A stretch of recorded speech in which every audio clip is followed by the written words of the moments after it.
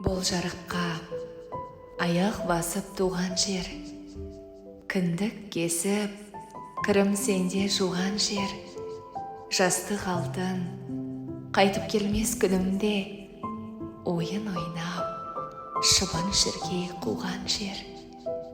Жаратылдым топырағынан, сен түбім, жалғаны жоқ, бәрі сенен, жан тәнім.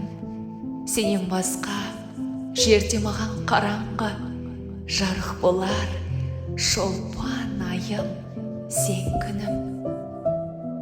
Тәтті суын дәм аузымнан еш кетпес, қалың нуын қыр суына жер жетпес.